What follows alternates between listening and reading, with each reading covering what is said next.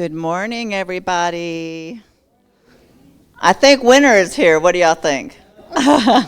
Finally.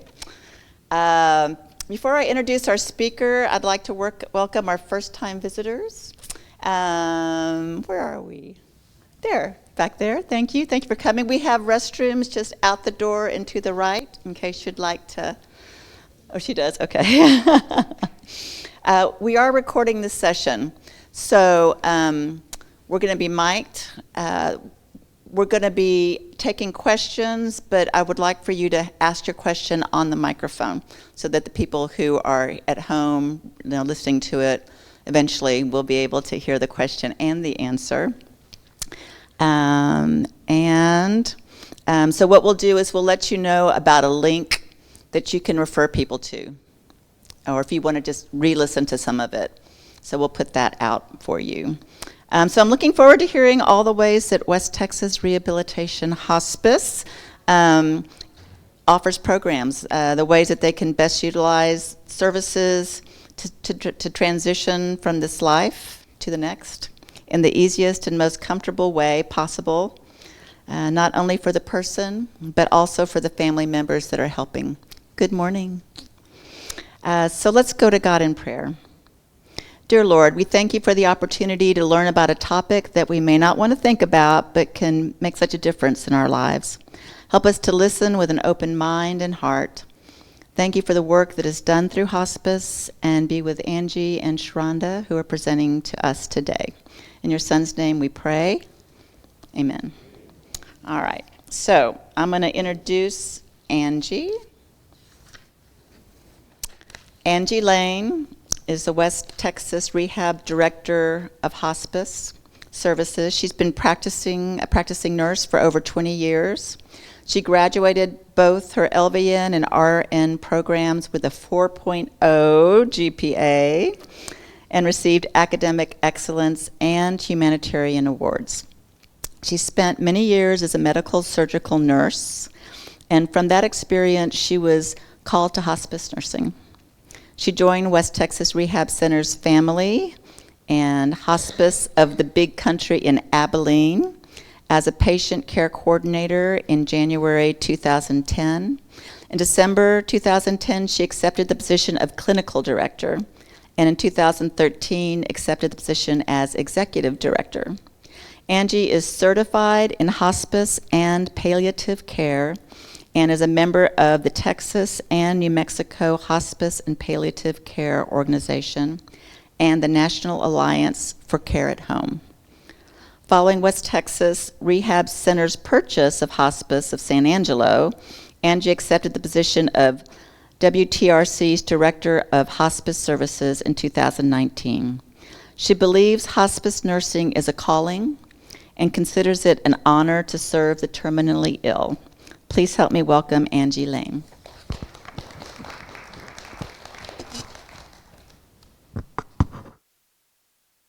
First of all, thank you guys for having me here today. I'm always glad for the opportunity to speak about hospice. It's a difficult topic for sure. At some point in our lives, all of us know we will die. And so what we choose at the end of our life is up to us. And what I want to talk to you today about is hospice services. Now, I'm a part of Hospice of San Angelo, but there are multiple hospice providers in this community. But I'll be speaking today based on the way that Hospice of San Angelo does things and based on our state and national regulations to provide hospice services. The first thing I want you to know is that when I speak about hospice, most people think that hospice is a place to go to die. But in fact, it's no place at all. It's a philosophy of care.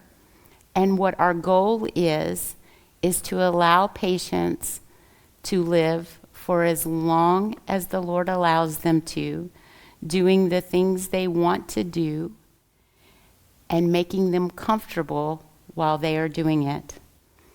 So we take care of patients wherever they consider home to be. Home may be their own personal home. It could be a family member's home. It could be an assisted living, an independent living, or a long-term care facility, a nursing home. And sometimes we admit patients in the hospital, and that's a different level of care. And we'll talk about that when we go over the levels of care. Sometimes we admit patients that have no home at all. Hospice of San Angelo is a nonprofit hospice. It's the only nonprofit hospice here. So we take care of every patient, whether they can pay for those services or not.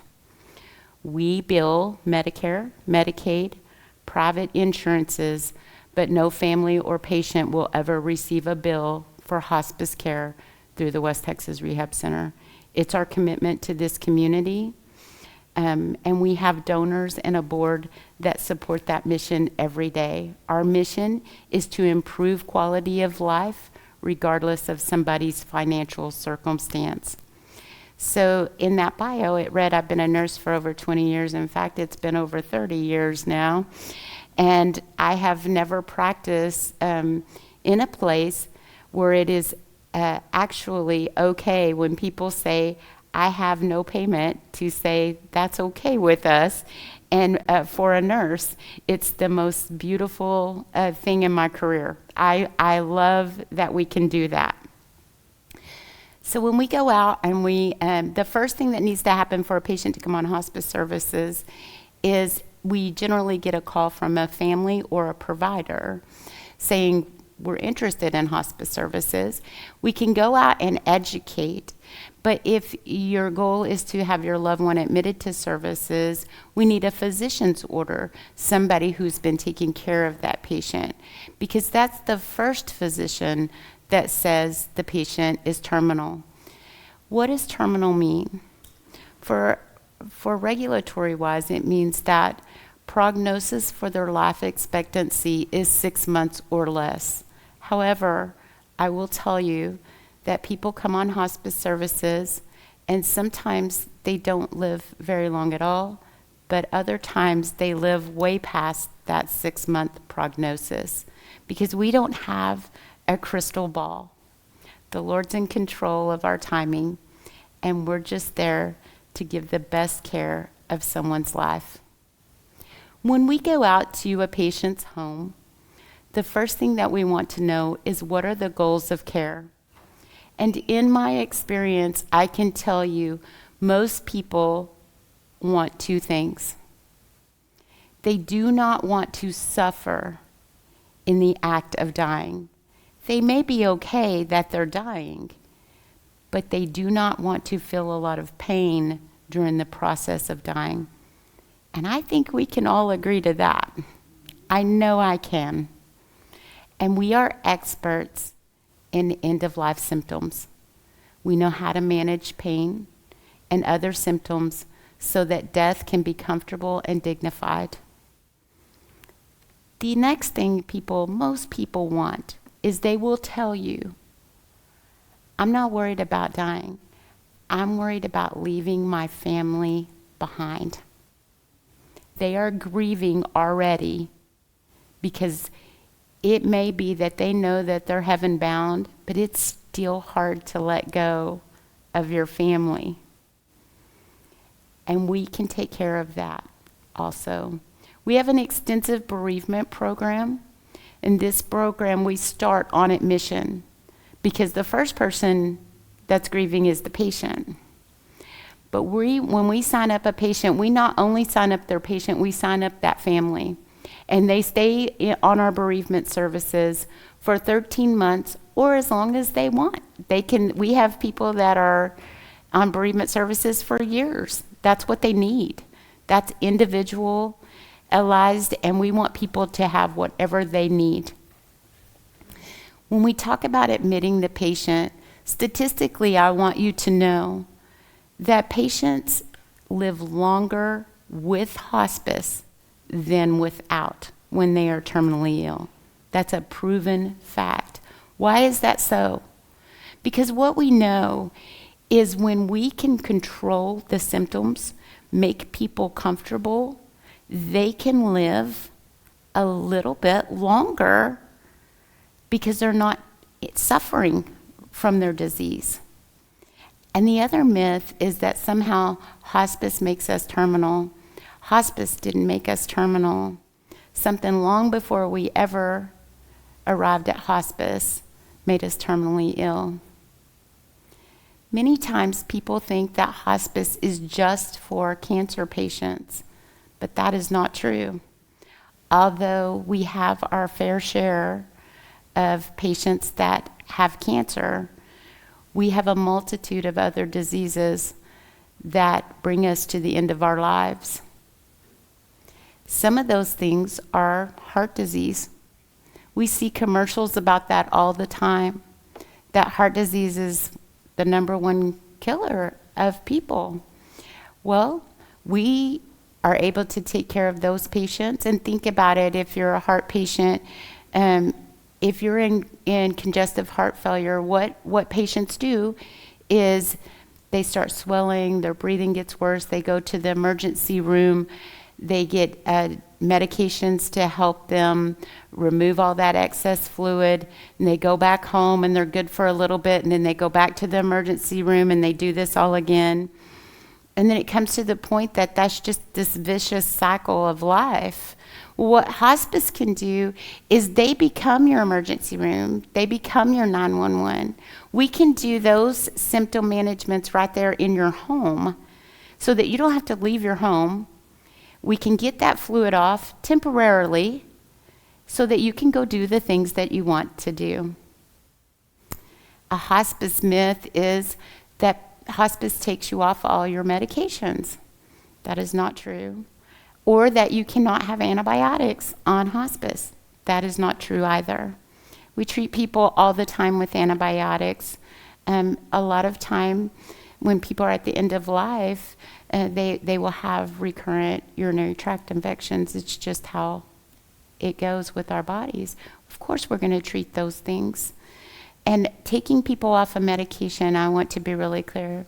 You would keep all the medications that are necessary for your disease. However, we do look at some medications. For example, we go to that heart patient. So if you are a heart patient, for one thing, you've been to multiple physicians. You have a family doctor, you have a cardiologist, you probably have a pulmonologist. Before you know it, you have about 5 or 6 doctors if we live long enough, right? And each one of them contribute to our medications. Cholesterol is a common thing, high cholesterol. And many people are on cholesterol medications. And they should be. They should be. But at the end of life, what cholesterol medications do is they decrease your appetite and cause nausea. Cholesterol medications are to prevent something from happening 5 years down the road. If you're on hospice, you're not expected to be alive in 5 years. So we would not keep any medication that would no longer be beneficial to you. Another real common medication, and we weigh this out because we go over risk versus benefit, is blood thinners. Sometimes patients need to stay on their blood thinners, but sometimes it's not in the best interest because as we decline, we fall more often. And if you're on blood thinners and you fall, the risk of something happening catastrophic goes considerably up. So that's the truth about medications. Are we good so far? Okay, if anyone has a question, just let me know, and I'll try to pause in between so that y'all have time. So why would a patient that was in a long-term care facility need hospice? Well, let me tell you why. If you're familiar with long-term care facilities, they do the best job that they can do. That becomes people's homes, and they are staffed to be a home-like environment. And at the end of life, your needs are significantly higher. So what hospice does is they will go out to that facility and become that second set of eyes and make sure that we have all the tools on board that we're going to need to keep your loved one comfortable. And you can have both. A lot of people don't realize that.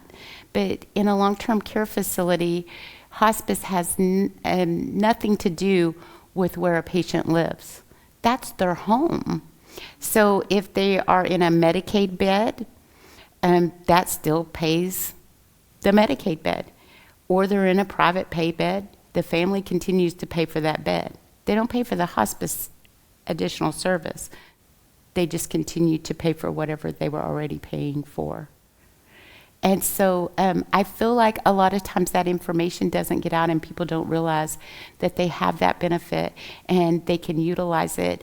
And one of the most special things I think is it's good as a family member to know that your loved one has that double check going on as they're going through the end of life. What does hospice provide? So let me tell you. Yes. Can I just speak to what you said about the nursing home? That was a big surprise to me, that you could have hospice come into a nursing home. And my mother she was on a Medicaid bed. She was in San Antonio. Nobody lived in town. I was close. So especially toward the end of life, when it was obvious that she was getting worse, and we were there more frequently, and we could see the changes in her. We had hospice come. We should have done it sooner than we did, but we had her, and the nurse could tell. Even when my mother became unresponsive, they're trained to look for little physical tells for if they're in pain, and the nurses who were there at the nursing home aren't paying that much attention, right, to those kinds of nuances. And they don't know that it's okay sometimes to be increasing medication at a certain point. And especially when it was nighttime, say, 9 o'clock. I remember I was there and I could tell that my mother had increased her pain by her, her facial and the way she kind of pulled up her arm. And so I tried to get the nurse there to do something about it, and she said, "I'm sorry, we can't do anything else." But I called hospice, and any time of the day or night, they had, I don't know, y'all probably do too, they have someone awake waiting for your call. You're not waking somebody up out of sleep. And she was able to call the nurse at the nursing home and authorize the increase in pain meds or anti-anxiety meds, whatever it is that she needed at the time. And I have to tell you, that was such a relief to me as a daughter, right? To be able to do something and to have someone ready, to answer a question or make a decision and have that happen. So, Very good. Thank you. Thank you for sharing your experience too. And on that note, if your loved one is in a facility, the hospice will be the coordinator of care in all situations, so they can authorize whatever is necessary to make sure that your loved one is comfortable in any given situation. Hospice is available 24 hours a day, 7 days a week. We have our own night staff. Not all hospices have a night staff. It just depends on their size. But Hospice of San Angelo has been here a long time, and we have a night staff for sure. I want to talk to you for a minute just about the levels of care of hospice. So we have routine home care hospice, and that covers all of the things I just talked about. So if they were in a home, independent living, assisted living, or long-term care facility, that is our routine home care. That means that we go out, we care plan with the families, the patient, to figure out what the needs are, and then we establish our visit frequencies, and they will change as needs arise. But you will know how often your nurse is going to come a week, and how often if you need an aide, or they come in every day, your social worker, your chaplain. There's a whole team involved, and we'll go over all of those team players that get involved. But that gets established with the patient and the family so that we can make sure that whatever it is that is needed, that we're available to do those things. The next level of care is respite care. This care sometimes people don't know about.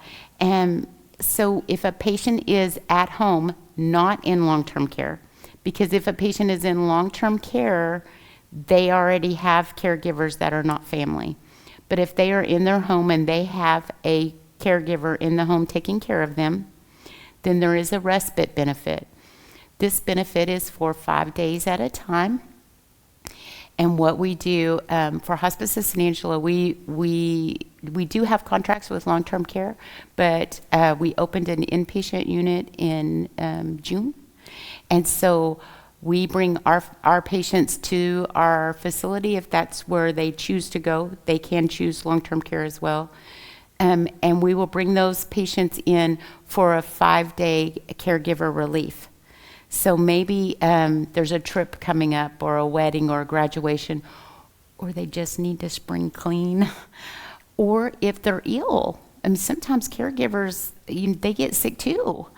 And we have this little benefit that Medicare allows us to do to give those caregivers a break. And so I just want everyone to be aware of that, because if you find your loved one on hospice and you need to get a break, that is exactly what that level of care is for.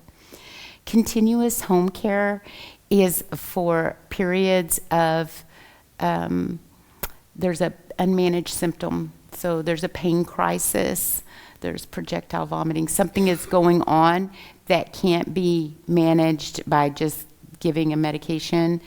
And so that level of care means that a nurse is going to stay in the home until those symptoms are resolved, or she might come out of the home and back in the home multiple times a day, or the whole team might get involved and you have different team members coming in and out. But at least a majority of that time will be done by a nurse. And that's to get something that a crisis period controlled. And then we have our general inpatient level. We call that GIP. And that level of care is when symptoms cannot be managed at home. Most people can die very comfortably in their home. But there are some that have symptoms that can't be managed. And so we bring them into a contracted facility. So we see our inpatients, we do see some at the Shannon main campus. We also have an inpatient unit, so we can bring our patients into our inpatient unit and meet that level of care there. And the patients, it's a short-term hospitalization of sorts, inpatient wise, and the patient stays there until we can get their symptoms manageable, and then we'll get them back home. Sometimes we admit patients in the hospital, they come onto service and they're in a crisis period, and we use that level of care as well. So what does hospice cover? Hospice covers all visits, so from all of our team members. It covers all medications that pertain to the terminal prognosis, and it covers all of the durable medical equipment. And what we do when we go out and we meet with the patient and family again, we say, what is it that you need? A lot of times we set up a home and we'll set up a room kind of like a hospital room. We'll bring out a hospital bed, oxygen, bedside table, bedside commode, whatever the need is, we have all of that. And that is fully covered under your hospice benefit. So we need to make sure that caregivers have the right medical equipment to take care of their loved one. And nothing's better than a hospital bed for turning or repositioning or keeping the head up or down. And it makes it a lot easier than our own bed. However, some people prefer to stay in their own bed, and that's fine too. when you think about hospice, I want you to think about a toolbox, because that's what we are. We are a toolbox. We have a ton of tools in there, and you will help us figure out what tools you need. And that's what we're going to do. We're going to give you the tools you need to successfully care for your loved one while having lots of support in doing that. So what does our team consist of? We have physicians and we have nurse practitioners, and you don't have to go to the doctor. Our doctors go out to the house. So our doctor or nurse practitioner will come see you where you are and take care of you there. Now, there's a regulatory requirement that says after the second 90 days, a hospice physician has to see the patient or nurse practitioner. But I will just tell you, we go out earlier than that, and we go out all the time. If a patient asks to see a nurse practitioner or physician, that's what we do. We want them to have everything that they need, and sometimes you just need to hear something from a physician, and it just feels good knowing that, hey, this is what the doctor said and I understand. So that's available to you. And we have a team of nurses. We have registered nurses. For the most part, our team is registered nurses. We do have a few LVNs that also see patients, and those nurses become kind of the team lead for your loved one and kind of oversee all the other disciplinaries as far as for this patient, so that everybody is communicating and making sure that we're all on the same page for what this patient needs. We have nurse aides. If you know much about healthcare, the world would not survive without nurse aides. Our nurse aides go out and they will help you. They will bathe your loved one. They will just help them get dressed and ready for the day. They're just a beautiful group of folks, and they can come every day or 3 times a week or whatever is what the patient and family would like for them to come. Then we have social workers, and people say, well, why a social worker? And I would say, well, there's a lot of psychosocial needs when it comes to end of life. First, we want to make sure that you have all the resources. We hear from people all the time that they're lacking something, and we're like, we can solve that. So we have a team of social workers that know all community resources, how to get extra things. We find people in their homes and they need Meals on Wheels, or they need help with their funeral planning. It could be whatever the issue is. Our social workers can help get you the tools and the resources to get that taken care of. We also have chaplains, and that is always a choice for our patient and family, but our chaplains go out, and I know for a lot of folks, when they can't go to church, it's a good thing to have a chaplain come by. And I always tell everybody, of course, there are physical symptoms at the end of life, but there certainly are spiritual needs that are equally, if not more important than the physical side of death and dying. And so our chaplains will come out to the home and visit with those patients and their family if they want. And they can do that as much as a patient would like. And then we have a bereavement program. I will talk about that separately just because there's a lot involved in that. But bereavement starts on admission and continues on. And those folks are there to get people through their grief. One thing a lot of people don't know is that 5% of all patient hours have to be done by volunteers. So we have a huge volunteer program. Our volunteers do all kinds of things. They sit with patients. And the beautiful thing is our volunteer coordinator tries to match them. So if we have a volunteer that was military and a patient that was military, we're going to match. If we have a patient that loves dominoes and a volunteer that loves to play dominoes, we're going to match. So they work very hard to find out a lot about the patient and then find them the perfect volunteer. And I have seen some beautiful relationships happen with the volunteers and patients. We have pet therapy. Pet therapy is very important to folks that pets matter. If you've loved your pets all your life, you're going to love them when you're dying too. And maybe you're in a long-term care facility and you can't see your pet, or you don't have your pet anymore. Well, our pets will come to you, and we have them in all shapes and sizes of dogs. And they love to go out and see patients as well. Our volunteers can run errands, just visit. They go out a lot. They'll read to the patient, scripture reading, or if there's some sort of author that patient likes, we do our best to just try to meet it to their needs. And our volunteers do a great work. They do events. I can't tell you, it goes on and on what our volunteers do. But just in talking this morning, we learned of a volunteer that's going to a patient's house, and maybe they need more than that. You can have more than one volunteer. You can have as many as we can provide to you, and we'd be glad to do that. And our volunteers are vetted. They go through extensive background checks. They go through extensive training. It's a lot to be a hospice volunteer. I always say God bless them, because they don't have to do this, but they do. And just regulatory-wise, it's a whole process to become a volunteer. But you can know that the volunteer in your home is safe and safe for your loved one.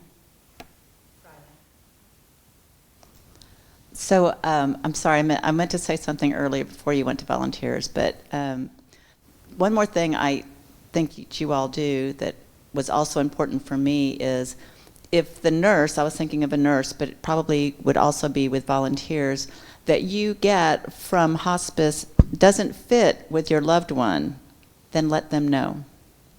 The Right. first nurse that I got from my mother was not compatible with my mother, and I was not happy. And I called and I told them that, and they sent me somebody else who was wonderful. So keep that in mind, I think. Absolutely, and that's exactly right. Just as we are, as we walk around in our everyday life, sometimes we find people that we're probably not a perfect fit with. And at the end of life, we want you to have the best matches possible, because it's going to matter. So we will do that. All you have to do is let us know, and we'll get that done. I'm going to go. Do we have any questions so far? Okay. I'm going to go into our bereavement program for a little bit. So what does bereavement mean? It means to literally be torn apart. We have all faced some sort of loss in our lives, for sure. It may be our loved ones. It could be a job. It could be many things. But losing the people that are the closest to us is some of the hardest work we will ever go through in bereavement. And what we know is you cannot go around it. You can't crawl over it, under it. You have to go through it. And the only way people can get to their new normal is to get through it. I see caregivers all the time. They've been taking care of their loved one, not just from the time that hospice started. Most of these people have been sick for a very long time, and caregivers have been doing it day in and day out. And they love their loved one. But in taking care of someone 24 hours a day, sometimes we start losing our own identity. That becomes who we are. I am my husband's caregiver. Whatever he needs, I'm going to do for him. And then when my husband dies, I don't know what I'm going to do with myself. We want to help. We want to help people get to their new normal. And if you take away nothing else, I want you to hear this. It does not matter to Hospice of San Angelo if your family member was on hospice or not. If you are grieving in this community, our bereavement program is there for you, and it is free of charge. You are not charged anything to participate in it. So please, if that's not you, somebody in your circle of life is going to have a need. And the thing that we don't want to happen is for people to get stuck, because it's miserable. We need to help people get through. We also have a program called Building Bridges. That is our children's program. Hospice of San Angelo is the only hospice here taking pediatrics. There's a need for that. It's unfortunate, but somebody has to take care of these children. But we also take care of a lot of middle-aged people or younger that have children. And those kids are going to be grieving. Or if you're like me, I'm a nana, and I'm really close to my grandkids. And my little granddaughter, you don't usually see me without her. And if I were to die tomorrow, I want somebody to help her. I want her to know the good in death and dying and not be stuck with I don't have my nana anymore. Our bereavement team are experts. They will provide all kinds of support to you, and it can be individual grief support. We have a lot of group grief supports going on. Today, in just a little bit, they'll be having a bereavement lunch. And we do this every month because you know what? We told that patient we were going to take care of their family. Well, we're going to invite those families to come back. And you know what? I've never seen a family that comes back and when they see the person that took care of them, it is the most beautiful thing because we become an extension of family. And so you kind of grieve hospice, like they're all gone and now it's just me and I'm sitting here and what am I going to do? So we have people come back for bereavement lunches. We also have a candlelight every year. If this is your church home, thank you, because you allow us to use your sanctuary to have that every November. And we do a video and we do candle lighting. And it's just a time where those families can come because holidays are extremely hard for people who have lost their loved ones. We know it, and we want to be there for them. In the summer, we do a butterfly release because there is hope. We all know there is hope. Our hope is in Jesus, and we want to help our families feel the hope. And butterflies have a sweet way of doing that. As they fly off, and just how they are formed just helps us remember the good things about life. We do some special programs where we video or we record your loved one's story. Treasured Conversations is a unique little thing that we do, and I will just tell you, some of the most sweetest memories come from this. And what they do is they give you the tools to record your loved one's story. And if you get your loved one on service when they're still cognitively able to do this, I would tell you, even if you're not on a hospice, do this. It's so beautiful. But we have a booklet, and it kind of goes through to prompt you because you don't know what you really want. But it'll start out and kind of walk you through life. And you have that on a recording. And I will tell you that I have my grandmother's on recording. And it talks about the first schoolhouse that she went to, and then that she didn't go to schoolhouse after 5th grade because she was picking cotton. And it describes the first car they had. And I'm like, it's like a history book. But the author is your loved one. So I can hear my grandma's story time and time again. So it's just one of the little things that we do just to try to help our families get through this, because they're going to need that down the road. We also have a We Honor Veteran program. We're very thankful for our veterans, and we want to recognize them when they're on service and they're okay with being recognized. So we do individual recognition services where we go and we pin them, and we have a certificate, and it's just a real sweet time to remember them. We're always working to make sure that our veterans get all that they need, because they've probably already suffered a lot of loss in their lifetime. So we want to make their death as best as we can make that. Do I have any questions so far? Yes, ma'am. She's going to bring you the microphone.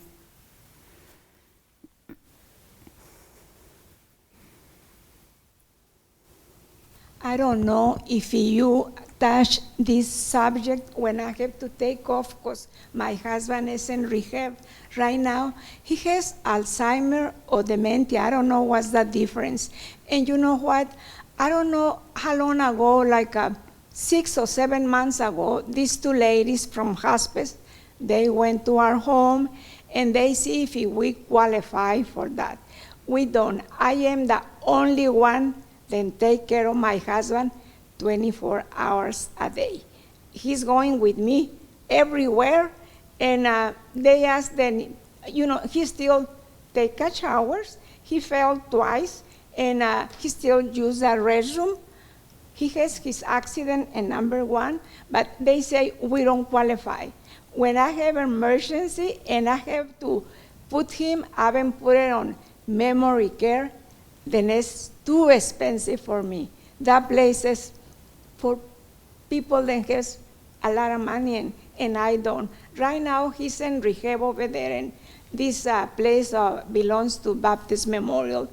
And I don't know really, I don't know what kind of help I can get. Because when I apply, we don't qualify for nothing. Okay, let me talk a little bit about dementia. Dementia and Alzheimer's, the regulatory requirements for that are the same. So we have to look at a FAST scale. And what that scale does is it tells us how far they are advanced with their dementia. So to qualify for hospice, and this is what CMS, our government, requires to come on to hospice. A dementia patient, if that's going to be their diagnosis to come on, they must not be able to speak more than 5 words. So it just talking confused doesn't always get you there. And they must be incontinent of bowel and bladder. And that's when you meet the mark. And it's unfortunate, and I wish the government would change its rules, but it is the government's rules. And I will tell you too, dementia patients live a very long time with their dementia. And so it must seem, I know it must be very difficult for you in this, because it takes a very long time with this disease for somebody to qualify for hospice. If you're a provider that came out, we have a pre-hospice program called Stepping Stones where they'll call and follow up with you. Hopefully, whatever provider you've chosen has something like that. So our social workers will work with you to make sure if there's anything in the community that you would qualify for, we could try to get you to those links. God bless you for being a caregiver. The work is hard. How does she get connected to the stepping stones? My card is on the back. If you call that main number, we can certainly get you some help. And I left some brochures on the back table and some notebooks and all kinds of things. So please take those, and we can see if there's anything that we can try to help you get qualified for. That's a very difficult one with dementia, because that disease, it's there for years. He's 90, and I take more medicine than he does. He's 90 years old, and I take more medicine than he does. He only takes 1 medicine now. Aww.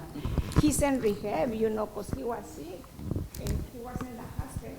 And I take more medicine than my husband. And that's the thing with dementia. Of course, you can't cognitively function, and you fall and you do those things, but the rest, your heart and your lungs and all your other organs may be very good.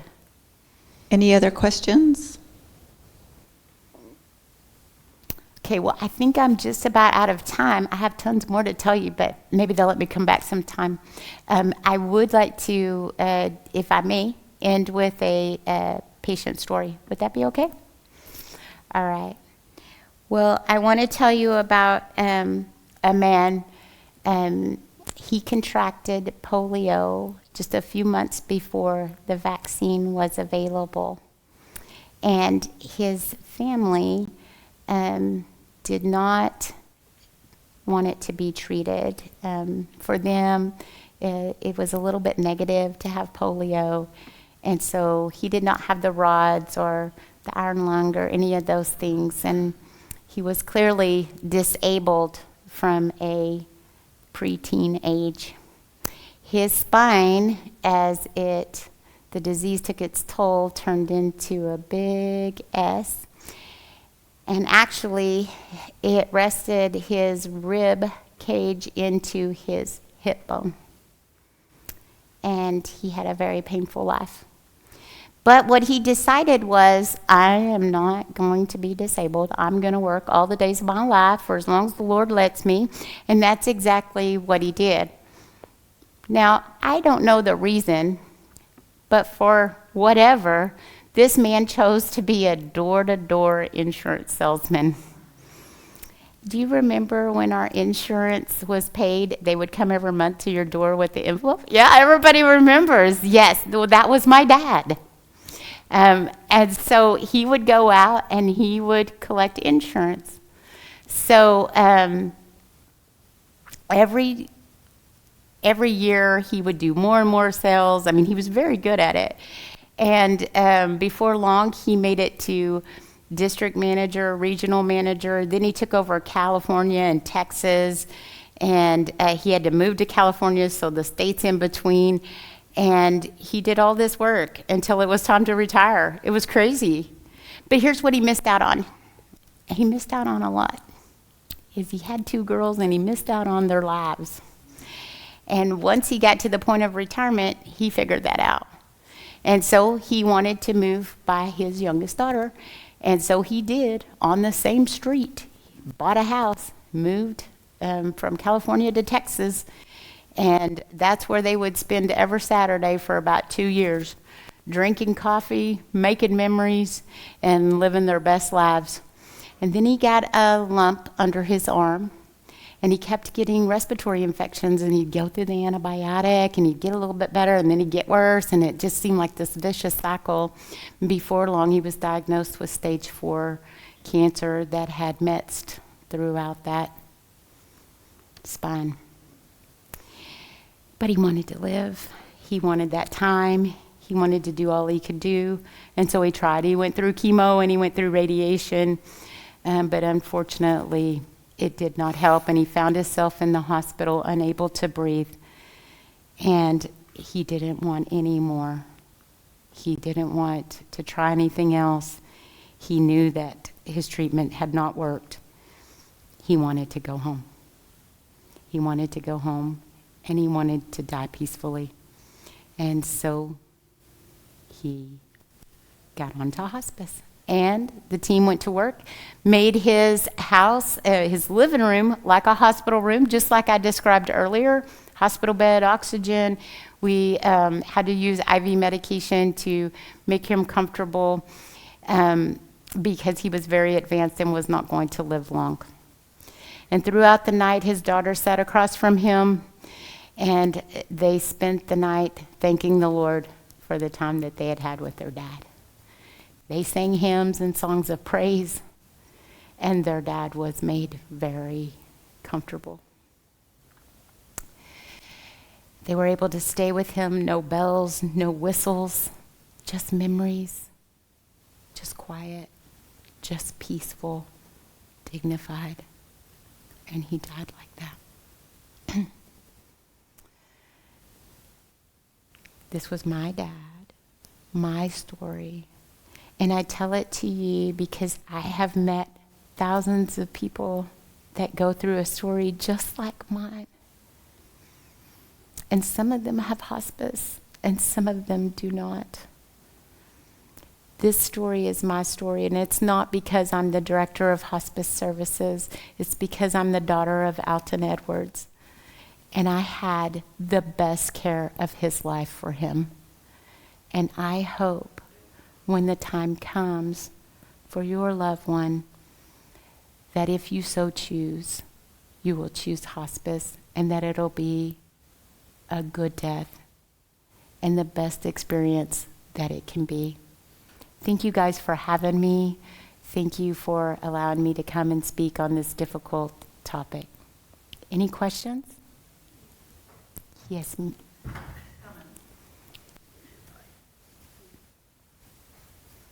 you talk a little bit about the inpatient hospice care at Shannon South? Yes, I can. So I'd be glad to talk about that inpatient unit. I will tell you that we were, Hospice of San Angelo has been in this community for a very long time. And when the rehab merged with Hospice of San Angelo, it wasn't long till we figured out this community did not have a place for inpatient needs. We were able to do that in the Shannon Hospital, but what we wanted to do was be able to provide an environment that was staffed with hospice personnel dedicated to end-of-life care, because it is different. And so we rent space from Shannon. That's our connection to Shannon. We rent that third floor. We went in and remodeled that unit, and we took every 2 patient rooms and made them 1 room. So one part of that is for the patient, the other part of that is for their family, and there's a barn door that goes between there so that they can stay together. You can be with your loved one, but when you need to sleep, you can close that door and you can sleep. We have 16 beds in that unit. 11 are for general inpatient. General inpatient beds can also be used for respite. Remember, we talked about respite for caregivers. And then there are 5 additional beds on a separated unit that we're waiting for the Texas regs to come out. We have national regs, but that will be a residential care where people at the end of life can live. Because we have found in this community that there are people with no home and no place to go, and we're going to make that right. That unit has everything set up like a home environment. All visitors can stay 24 hours, 7 days a week. There's no restrictions, because what we know is what I know. If I'm dying, I want to be with my family, and so we're going to make sure those families can be with them. We have a chapel up there. It's a beautiful place where families and patients can go. We also have a family room, and that room is very unique. It's huge, but through my own experience with hospice, I had another loved one that was in an inpatient facility, and they did not have a family room, so they just closed off a room for us to have Thanksgiving, because I'm going to do Thanksgiving. If you're dying or not, we're going to do Thanksgiving. We're going to be thankful, right? And so when we went to build this unit, I asked my supervisor, who's the COO of the West Texas Rehab Center, I said, sir, I want to knock out this whole wall. All these patient rooms, they're not going to be patient rooms anymore. And we made this giant family room. And that room is where families can be together, connect. Different families can be in there, but families can reserve it too if they are doing a birthday party or a Christmas or a whatever, so that they can have that quality time with their loved ones. Those benefits would be general inpatient level, which is an unmanaged symptom, and then they do return to home when that symptom's managed. The respite care level, which is a 5-day stay. Those are the only types of patients that we have in there right now.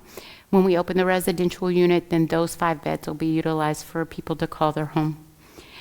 We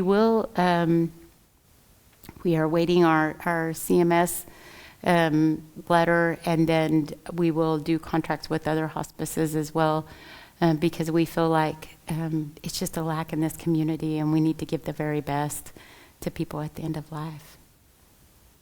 Does insurance cover for that? For the inpatient unit? For the general inpatient, insurance does cover it, but it wouldn't matter if you're... Because hospice. The West Texas Rehab is going to pay for it whether you can pay for it or not, so you wouldn't have to worry about funding. But yes, private insurance, most of them, there's some policies that don't. Most of them do. Medicare covers that. Medicaid covers that. And the people that we see without funding, for the most part, there's a lot of people that are like in that 40s range. and they get cancer or some devastating disease, and they lose their jobs, they lose their insurance, they have no means, and it's just terrible. So we see more patients like that need funding. People over 65 generally have Medicare, so they're generally covered. But regardless, it would not matter to us. You're welcome. Am I on? What are some of the other things that you said you could talk about, just generally the topics that you have not covered? I think the day-to-day ins and outs of hospice care, what that would look like for each individual.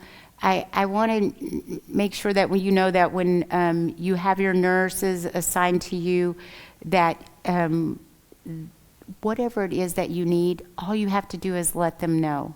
I just think that people think, I'm not going to say anything, I'm going to go with the flow. Say what you need, and they'll provide it. They'll do whatever, whenever. We have made crazy goals when we go in there and they're like, okay, well, I want to go to a wedding.